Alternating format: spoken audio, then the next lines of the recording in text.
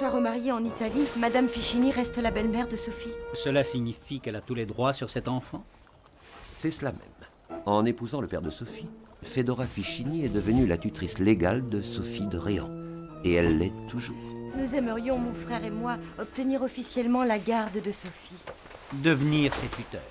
Auprès de Madame de Fleurville, Sophie a trouvé la famille dont elle avait tant besoin. Je sais que vous vous occupez de Sophie avec beaucoup de gentillesse, mais la loi est la loi. Il vous faut l'autorisation de Madame Ficini pour devenir les tuteurs de Sophie. Et je vous conseille d'attendre son retour. Mon Dieu, si cette épouvantable femme revenait, ce serait terrible pour Sophie. Elle en a tellement peur.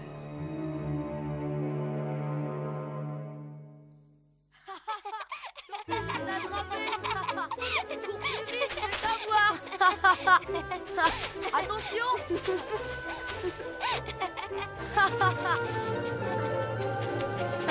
vais t'avoir. Touché. Non, je m'étais arrêtée, ce n'est pas du jeu.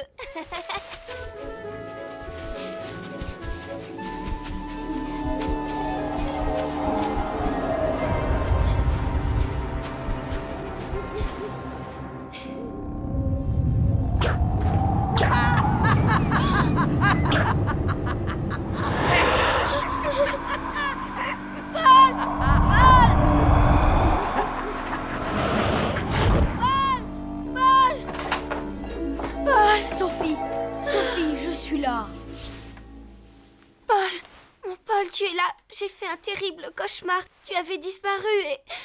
Ma Sophie, ne t'inquiète pas. Je suis revenue et je ne te quitterai plus.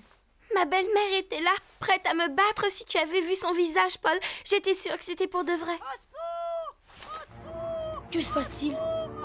J'y vais.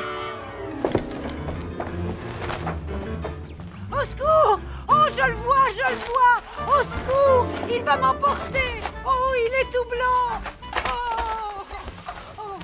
Là, mamie, là, cela n'a point de bon sens. Calmez-vous, ma bonne. Voyons. C'est horrible! Ses yeux sont comme des flammes! Au secours! Au secours! Oh, il nous a couru après! Depuis le potager, il poussait des cris horribles! Il a voulu nous attraper! Là, mamie, là... Quelque imbécile a voulu faire peur à ces femmes et leur est apparu en fantôme. Nous allons partir à sa recherche, Paul. Je veux venir avec vous. Non, Sophie, je préfère que tu restes ici. Ça peut être dangereux.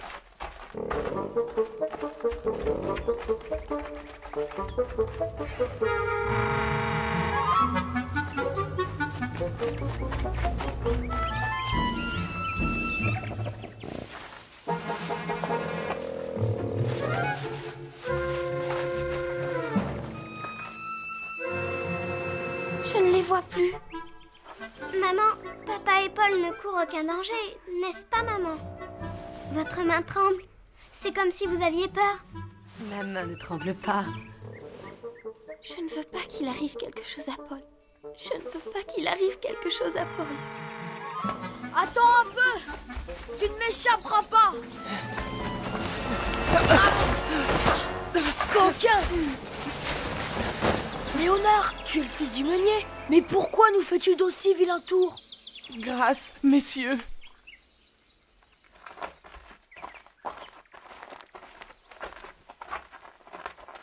C'est ça un fantôme? Mon ami. Oh. Ce mandrin voulait juste emprunter quelques légumes au jardin et il se trouve que ces dames étaient sur son chemin. Quel fantôme de rien du tout. Grâce, mon bon monsieur, grâce. Ce n'était que quelques légumes. Je vous promets que je recommencerai plus. File, coquin, et que je ne te vois plus rôder par ici, où il t'encuira. Merci, monsieur. Attention, mes ailes font peur aux fantômes. Comme vous êtes pâle, mon ami, seriez-vous souffrante? Non. Elle a eu peur pour vous, papa. Ses mains tremblaient. Elle me disait que non, mais je les ai bien senties. C'est passé à présent. Me voici rassuré. Paul, tu as été bien courageux, comme toujours. Ton père est fier de toi. Paul, viens. Paul. Il ne m'entend même pas, ce Paul.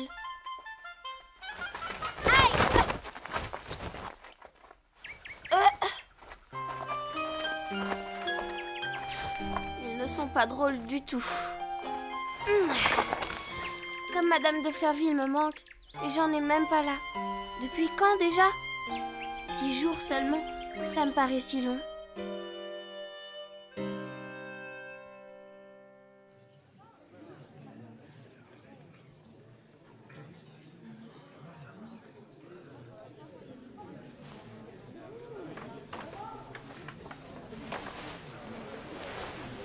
Père, me permettriez-vous de retourner à Fleurville avec ma tante et mes cousines? J'aimerais tant finir l'été au château. Si ta tante le veut bien, je ne vois aucune raison pour ne pas t'accorder cette permission, mon fils. Ce sera une joie, mon cher Jean, pour nous tous. Et notre petite Sophie sera enchantée. Elle n'est jamais aussi souriante que lorsque tu es à Fleurville. Merci, ma tante. Léon, nous repartons à Fleurville. Oh non, moi je veux rester à Paris. Léon, tu repartiras avec ton frère. La campagne est très salutaire pour toi. Oh non, père, je vous en supplie.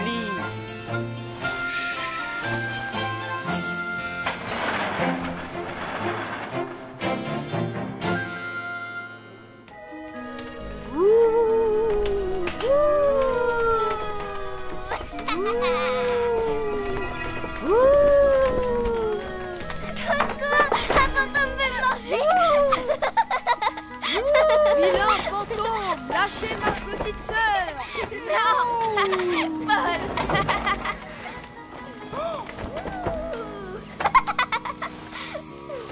Madame est arrivée avec ses demoiselles et une surprise. Une surprise?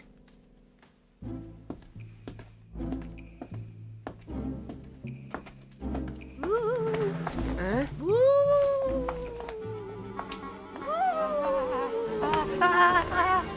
Au secours! Au secours!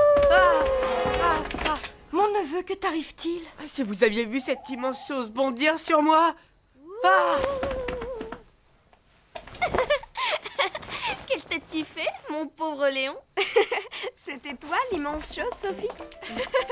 Notre oncle disait que la campagne ferait du bien à Léon. Est-ce qu'il avait bien raison? Vous ne croyez tout de même pas que cette demi-portion m'a fait peur? Je voulais lui faire plaisir. Merci, Léon. Tu es trop bon.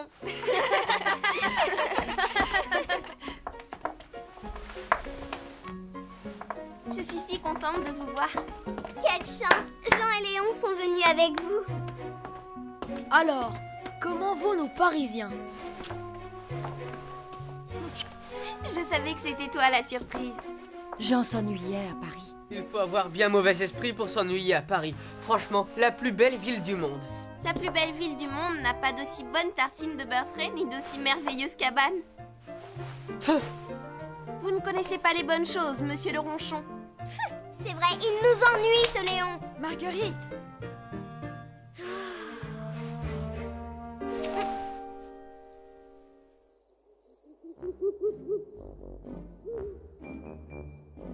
Regarde, Madeleine m'a rapporté le programme du spectacle qu'elle a vu à la Comédie Française. Le malade imaginaire.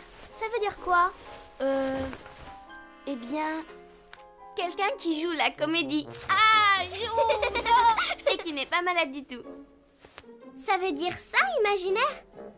Comme Léon, alors. Léon, c'est un courageux imaginaire. Tu ne trouves pas, Sophie? Il méprise tout le monde et tu as vu comme tu lui as fait peur. Marguerite, il faut laisser Léon tranquille. Il est peureux, il le sait, il en a honte. C'est pas une raison pour embêter les autres. Si, quand on n'est pas content de soi, on en veut aux autres et on est désagréable avec eux. J'en sais quelque chose. Tu te souviens quand j'étais venue vous rendre visite avec ma belle-mère et que j'avais volé les poires?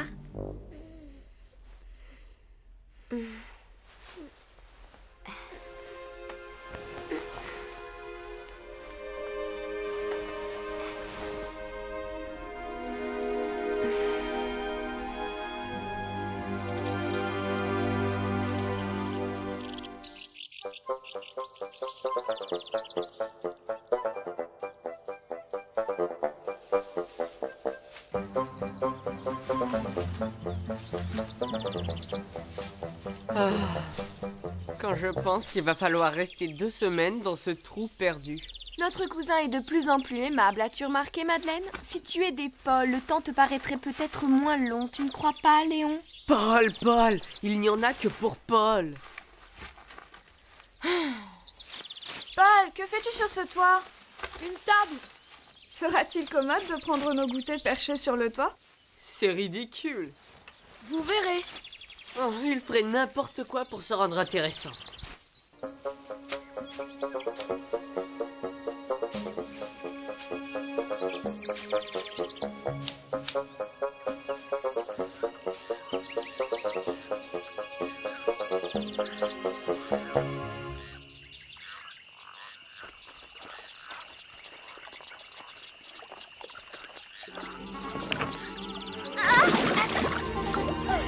Merci Sophie, j'ai bien failli tomber à l'eau. Tu te souviens quand on s'est presque noyés toutes les deux? Parce que je voulais récupérer les hérissons dans la mare. Cela me paraît si loin. On dirait que tu as déjà vécu plusieurs vies. Tu me vois d'une bien curieuse façon, Jean. J'ai parfois l'impression de ne pas connaître la Sophie dont tu me parles. Parce que tu la caches. Mais moi, je la vois.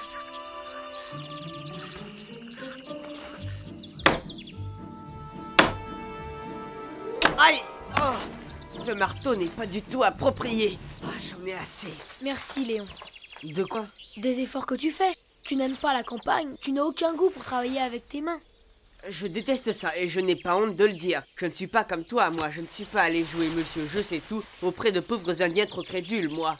Écoute Léon, d'accord, je t'agace, tout le monde est autour de moi depuis que je suis revenu. À ta place, je serais furieux aussi. On m'a obligé à venir à Fleurville. Si j'avais eu le choix, je me serais épargné cette corvée. Je m'en doute. Mettons-nous d'accord Léon, nous sommes très différents. Nous n'avons pas les mêmes goûts et tu sais beaucoup de choses que j'ignore. Tu ignores certes beaucoup de choses. Parfaitement. Et à Paris, je serais sans doute perdu.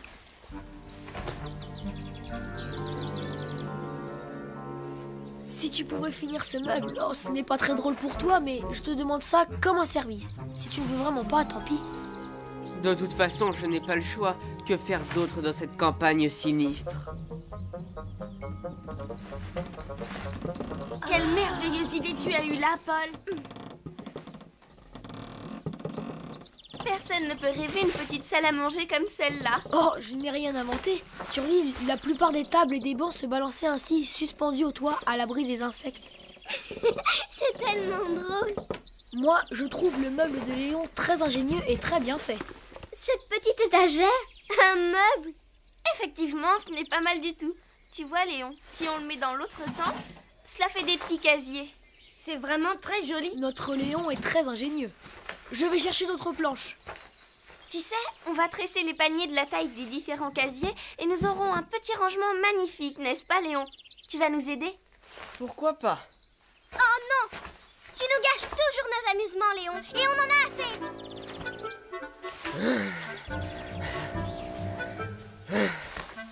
Vous êtes une petite peste, mademoiselle. Léon! C'est vrai, il nous embête, il a mauvais caractère. Et moi, je n'avais pas mauvais caractère, peut-être? Si vous n'aviez pas fait d'efforts, que se serait-il passé, je te le demande? Léon n'est jamais content, il a toujours peur de tout. Je me souviens quand t'es tombé dans l'arbre creux, il n'a pas bougé d'un pouce pour t'aider tellement il avait peur. Ces vieilles histoires n'intéressent personne. Léon, pour une fois, construit un joli meuble. Il a envie de tresser des paniers, et toi tu le rejettes? Tu es mauvaise. Voici les boissons. Regarde, nous avons tout ce qu'il faut. On s'installe pour le goûter? Passons, Léon. Léon, ne fais pas la tête, ouvre-moi. Léon, Marguerite est petite, elle ne comprend pas tout.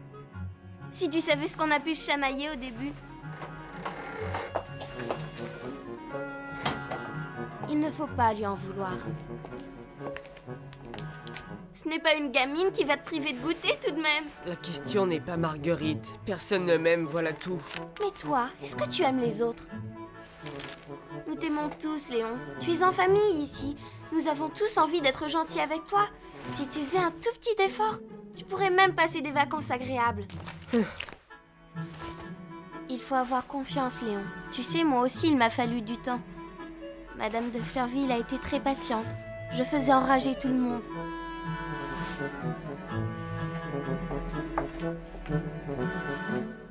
On va goûter? Si on les laisse trop longtemps, ils vont tout manger.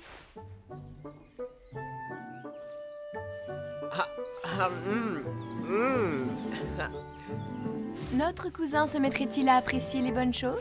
Bah, il faut bien. Eh bien, mes amis, j'ai une devinette à vous proposer. Oh non, moi j'aime pas les devinettes, c'est pas drôle. Marguerite, notre père a pris une décision. Vous vous installez à Paris et le commandant travaillera au ministère de la Marine. Non, pas du tout. Il repart en mer et tu repars avec lui. Oh non. Mais il s'agit d'une bonne nouvelle, très bonne nouvelle. Monsieur Drosbourg ne partira plus en mer. Oui. Il donne sa démission de la marine. Et nous allons acheter un château tout près d'ici. Exactement, et de cette façon, nous pourrons tous continuer à nous voir très souvent. Ouais, bravo. Et moi, je me marierai avec Paul. Na.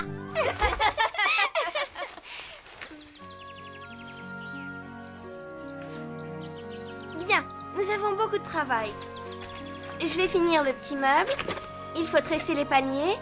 Et les garçons, vous ne parliez pas d'une petite hutte? Oui, et pour ça, il nous faut des rondins. Si monsieur l'ingénieur m'accepte comme apprenti.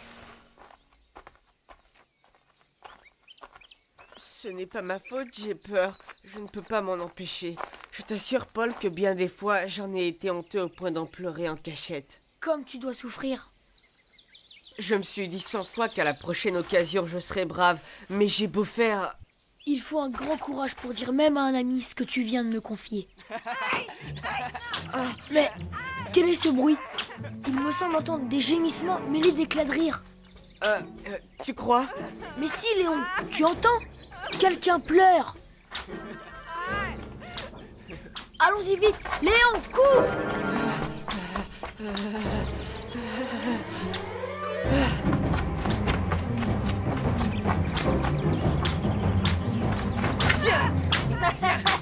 Prends ça! Bande de lâches, 4 contre 1. Laissez ce garçon tranquille. Mêle-toi de ce qui te regarde. Vous n'avez pas trouvé de jeu plus intelligent?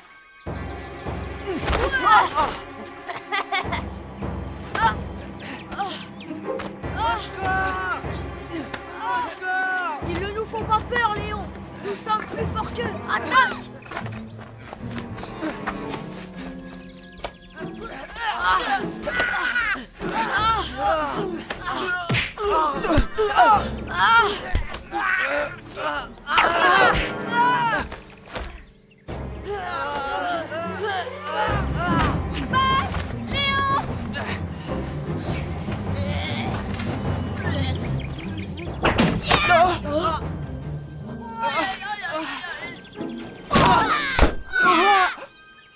Tiens, tu vas voir. Allez, recule! Recule!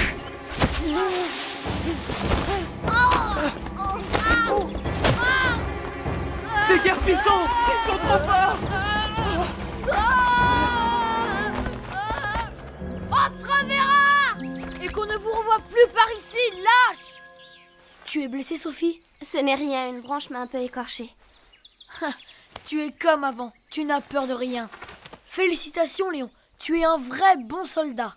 Mon frère a écrit à Madame Fichini en Italie pour lui demander que la responsabilité de Sophie nous soit confiée. J'ai peur que cette requête ne réveille la méchanceté de cette femme. Ces coquins t'ont pris comme souffre-douleur, mon pauvre Relmo. Merci, merci. Aïe, aïe. Mon Dieu, que t'est-il arrivé, ma chérie? Paul et Léon se battaient contre des gaillards qui avaient attaqué ce pauvre Relmo et... Mon enfant, montre-moi cette joue. Ça ne paraît pas très profond. Et vous, les garçons, vous n'avez rien? Non, ma tante. Ta joie fait plaisir à voir, Léon. Ton père avait raison. Fleurville te réussit. Léon a été très courageux, madame. Tu m'en vois ravie, Paul. Bien que je n'aime pas beaucoup que vous vous bagarriez. Il fallait bien défendre ce pauvre garçon. Certes, mais tout de même, il aurait pu vous arriver malheur. Bien, Sophie, nous allons soigner cette vilaine écorchure.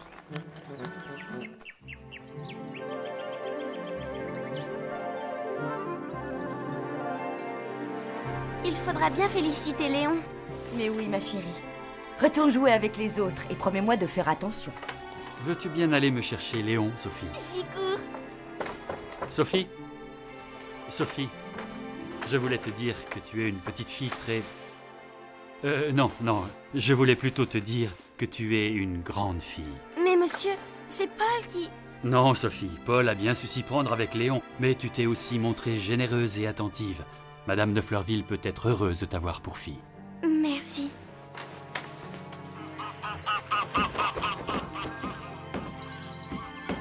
Vous aviez vu Léon? Il avait 2 garnements contre lui et il leur en a fait voir. Il cognait fort. Léon, le courageux imaginaire. Tu es injuste, Marguerite. Léon est mon ami.